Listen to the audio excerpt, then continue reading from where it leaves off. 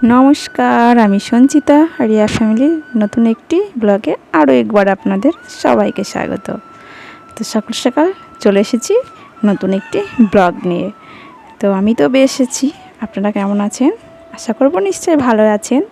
আর এই যে সকাল সকাল ব্লগটি আজকে বাঙালির মাছে ভাতে বাঙালি যে কথাতেই আছে, তো সকাল সকাল সেই জন্য মাছটা দিয়ে শুরু করেছি ব্লগটি। তো বাড়িতে যেই না মাছ এনেছে ওর বাবা আর মেয়ে, এই যে সকালে ব্রাশটা করেছে, এখনও কিন্তু গানের রেওয়াজও বসেনি, কিছুই করেনি, এসে মাছ কাটতে বসে পড়েছে। তো ছোট ছোট মাছ দেখে ও মাছগুলো মানে কাটতে চলে এসেছে, কিন্তু ও কি আর পারে, শেষমেশ তো সে আমাকেই কাটতে হবে।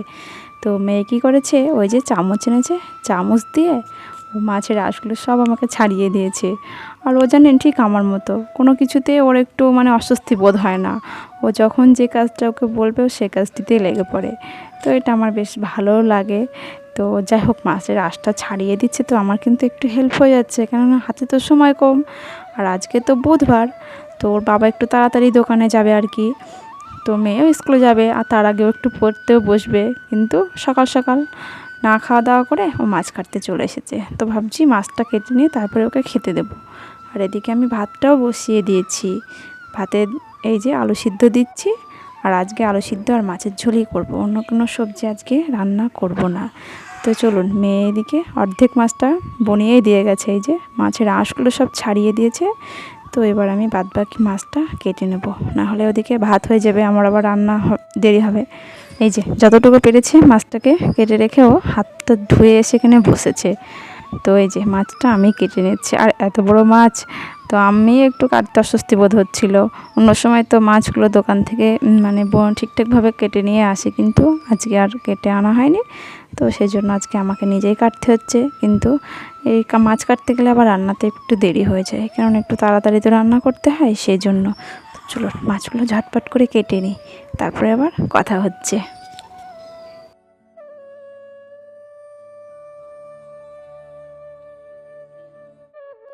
তো এই যে মাছগুলো কেটে নিয়ে ঘরেও এসেছি, ওদিকে আমার ভাতটাও মানে হয়ে গেছে, উপর করে দিয়েছি। আর এই যে বড় মাছটা আলাদা থালাতে করেছি, আর ছোটো মাছগুলো আলাদা একটা থালাতে রেখেছি। তো এই বড় মাছটার যে মাছের তেলটা ছিল, তেলটা বেশ ভালো ছিল, ভাবছি তেলটা ভাজা করব, ছোটো মাছগুলো ঝাল সর্ষে করব, আর বড় মাছটা আলু দিয়ে ওই গামাখা গামাখা একটা তরকারি করব। বেশি ঝোল করব না, কারণ ঝোল বেশি খেতে ভালো লাগছে না। তো এই যে আমার এদিকে মাছের ঝোল, মাছ যেটা রসা সেটাও হয়ে গেছে, কিছু মাছ ভাজাও রেখেছি।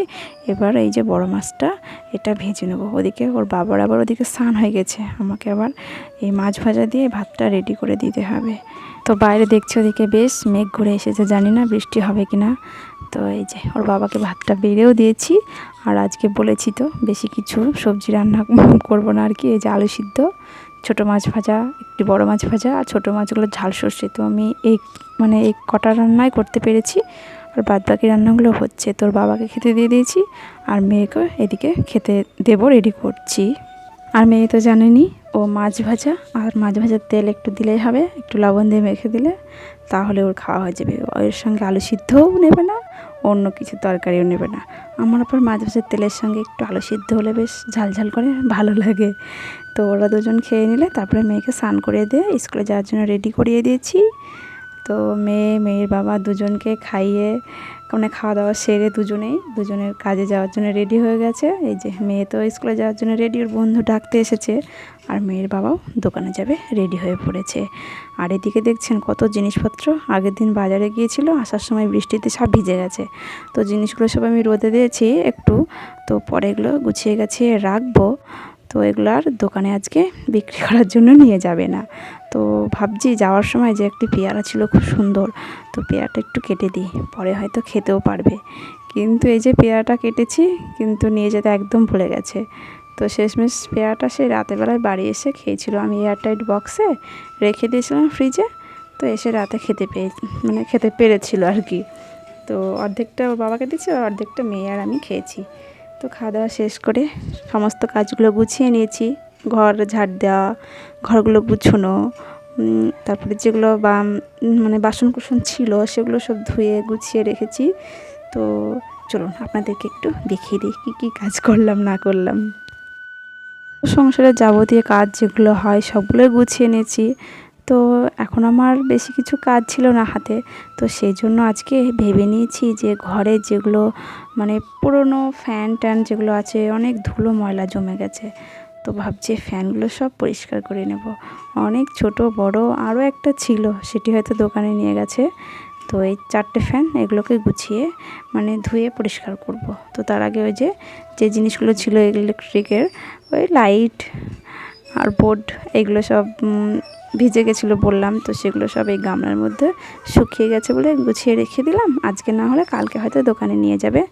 তো এই যে ফ্যানগুলো এবার পরিষ্কার করতে শুরু করেছি। আর এই ফ্যানটি নতুনই নেওয়া হয়েছে, তো এটি বেশি নোংরা হয়েছিল না। আর বাদবাকি যে ফ্যানগুলো ছিল পুরো পাখাতে মানে কালো হয়ে স্পট পড়ে গেছে, তো সেগুলো খুলে না মুছলে হবে না।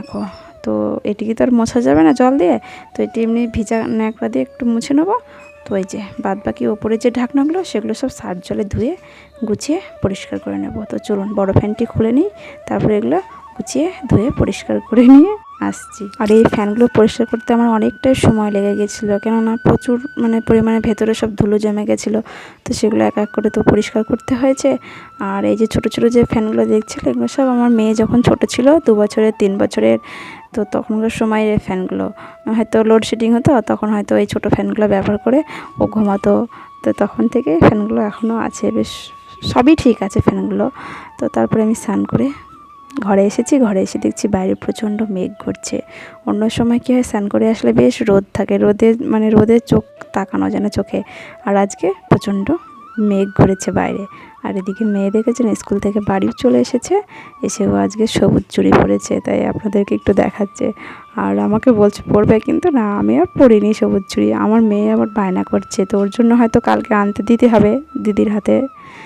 তো দেখেছেন খুব প্রচণ্ড মেঘ করেছে। চলুন বাইরে যেসব জামা কাপড়গুলো আছে সেগুলো আমাকে তুলতে হবে। জামা কাপড়গুলোর কথা আমার মনেই ছিল না, তো হঠাৎই ভিডিও করতে গিয়ে আমার নজরে পড়লো যে বাইরে জামা কাপড় মেলা আছে, বৃষ্টি পড়তে পারে। তো এই যে জামা কাপড়গুলো তুলে সব ঘরেই মেলে দেবো, নাহলে হয়তো হালকা শুকিয়ে গেছে, আবার বৃষ্টি আসলে সবগুলোই ভিজে যাবে। আর জামা কাপড় তুলতে এসে হয়েছে এক কাণ্ড। এই যে কাকে দেখতে পাচ্ছেন দেখেন, মা মনসা হঠাৎই আজকে দেখতে পেলাম। প্রচণ্ড মেঘ করেছে, বৃষ্টি পড়ছে, আর এদিকে উনি বার হয়েছে। তো ওই যে সাপটিকে দেখতে গিয়ে আমার মাথার চুলগুলো পুরো ভেজে গেছে, হালকা 2-1 ফোঁটা বৃষ্টি পড়তে পড়তে মাথায় বেশ অনেক ফোঁটায় জল পড়েছে। ওই যে মাথার চুলগুলো সব ভিজে গেছে। আর ঝমঝমিয়ে বৃষ্টি পড়ছে, কিন্তু আজকে কারেন্ট অফ হয়নি, বেশ কারেন্টটা আছে, আর ফ্যান চলছে, লাইটও জ্বলছে।